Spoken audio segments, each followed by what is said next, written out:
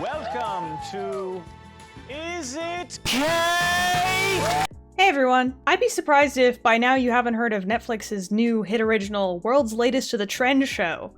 Is It Cake? Is It Cake's concept originated from the only viral thing worse than the pandemic in 2020, the Is It Cake Twitter trend. This trend infiltrated every corner of Twitter, TikTok, Instagram, and those weird YouTube compilation channels for months at the height of the pandemic. I don't know why, but those videos ignited a rage in me that I had never felt before. And so obviously when I heard that Netflix had created a show about it, I had to make a video. Honestly, after watching a couple episodes at 2x speed, at its base, Is It Cake is just another one of those baking competitions with some kind of twist. Netflix has tons of these already, and I guess they just felt like making another one. Is It Cake gives me the same kind of vibes as The Masked Singer and other daytime television shows, where it feels like the writers just presented this idea to corporate, and corporate was like, "Oh yes, this is what the peasants like, do they? Here is your budget."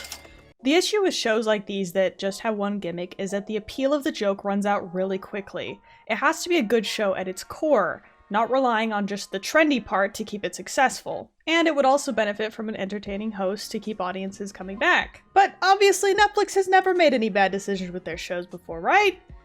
This show has both of those things, right? The biggest issue that many people have with this show is the choice of Mikey Day as the host.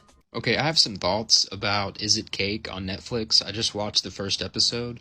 Alright, for one, the host is absolutely repulsive. Like, those jokes are so bad, I can't tell if it's satire or not. And the way that everyone is laughing at those jokes is just completely unnatural and weird. Mikey Day seems to me almost like he's playing a host character than actually being a host. I'm spinning on the wall again. And I swear, sometimes he like switches into his alter ego and becomes like a supervillain of some kind. At one point he actually does turn into a supervillain, and I think this was the most natural that I saw him on the entire show. You won't say where the cake is. Perhaps you need more motivation. Oh my goodness. Day kind of acts like that one kid we all knew in middle school who would repeat his joke over and over because nobody laughed the first time. Maybe what he needs is a cooler host to say his joke a little bit louder so that everyone laughs. And I'm sure most of this is all because this is just not his type of gig. He's used to doing stuff like SNL. This one part in a later episode looks like he's trying out different versions of a joke, and I'm not sure why they kept it in because it's really uncomfortable to watch. You guys may have seemed like the experts, but it looked like April fooled you. Oh. Looks like it's April Fool's Day here. They must tell him to do this because I cannot imagine a normal human being rephrasing jokes like this. I really can't imagine what the contestants must be feeling, having to sit through hours and hours of shooting, being forced to laugh at every rephrase of every joke that Mikey Day makes. I wouldn't do that for $10,000. I've been fired again, twice. The show's basic structure is this. First, contestants have to determine which of the 5 cakes that are shown to them are fake, which sounds easy, right? No, because contestants only have 20 seconds to make their final answer, and the cakes are shown from like 20 feet away in dimly lit lighting. Like, I don't think I could determine what anything was at that distance in the dark. All right, Bond. The only way to save your girlfriend's life is to tell me which of these pizzas is real and which is a photo from Google. Oh, that's actually not too bad. That's pretty easy. And I forgot to mention, you'll be doing it from 50 feet away! Oh darn, that actually makes it quite a bit harder. Okay, so... Your time's up. Oop. After the audience makes their selections, Mikey Day pulls out a sword to slice the cakes and not cakes, which is then never seen again for the rest of the season. They gave me a sword to do this. The first 2 options are not cake, and after struggling to cut a croissant sandwich in half with a katana, Day moves on to the actual cake. Before he cuts it, he goes on way too long with the jokes, and Johnny says what we're all thinking. Yeah, I just want you to cut the damn cake, you know what I mean? I swear this just starts Mikey's Joker arc. You can see something in his brain just switch. Don't want to hear your jokes, we get it. Cut the cake. From this point on, Day has it out for Johnny and seems like weirdly passive-aggressive towards him for the rest of the episode. And last but not least, Mr. Just Cut the Damn Cake, Johnny.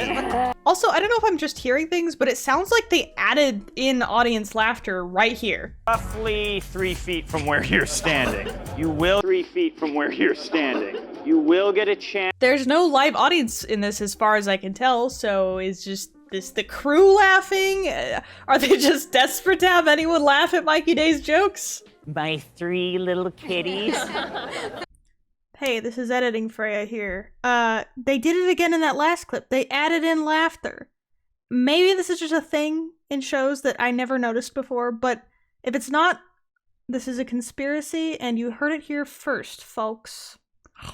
The next step is for the bakers to select which objects they want to replicate, and then they get to the actual baking, which is the only interesting part of the show. I wish that they had shown more of the baking part in this show. For a 40-minute long show about baking, you'd think that like a third of it would be the baking part, right? No. While the 3 chosen contestants bake, the rest of the cast is forced to just sit on a bench and listen to Mikey Day. And I think Day is just excited to have a captive audience for 3 hours. I hope you guys used your sugar shapers. At one point, Johnny's hands start cramping because of how long he's been working his modeling chocolate. And the rest of the bakers comment on how they relate to that feeling. They do that all the time. While they do this, Day decides to channel his inner villain again and say something really creepy. Without hands, a baker is nothing. That's true. Well, the rest of the baking portion goes along pretty smoothly right until the end when Johnny decides to straight up cheat. But I don't want the decoys to look perfect, so I'm gonna put some of my deep red tomatoes on one of them in hopes that they look fake. This is where my doubts really started to solidify themselves about the show. Not that I didn't have doubts already, but they straight up just allowed cheating. Not only that, they seem to encourage it. So, contestant, what is your plan to win this bake-off? Well, Mikey, my main plan is to go to the other contestants' cakes and karate chop them in half before the judges see them. That sounds like cheating. It is! Okay.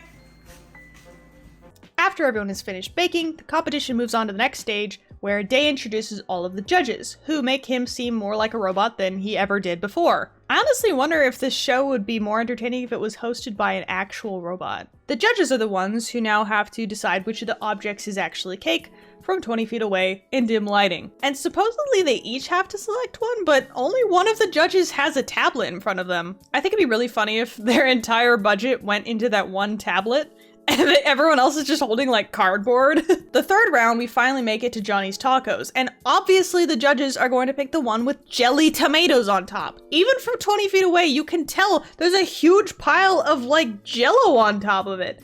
It looks fake! You haven't had cat turd tacos? Surprise, surprise, it's a real taco, and Johnny gets away with winning $5,000 and then $10,000 when he wins the second challenge round. I'm so broke. Oh, good. Are you real? Honestly, the only thing I like about this is how Dame describes the flavors of the cake. Johnny, I'm getting sweetness, savory, decadent, divine, chocolate loving, smooth raspberry wine. I like it. I like where you're going. Taco explosion. Honestly, at this point, I've lost all hope for the integrity of the competition part of this show. I get that it's supposed to be entertainment, but if it's gonna be a competition that involves money especially, you want to have some sort of set of rules for people to follow. I get that they probably had to have one winner, at least for the first episode, so they probably let it slide, but... Lying and deceiving can make you a lot of money. In conclusion, I think this show is getting way more recognition than it deserves from people like me who are making YouTube videos about it. It's as successful as you would expect from a show that is based off of a 2-year-old meme, and I honestly think it would still not be very good even without Mikey Day hosting. Fondant! I found some! He just happened to make it easier to complain about. Well, I hope you liked this video, and if you did, consider giving it a like or subscribing. And if you don't, I'm gonna have to sue you. I'm sorry. Bye.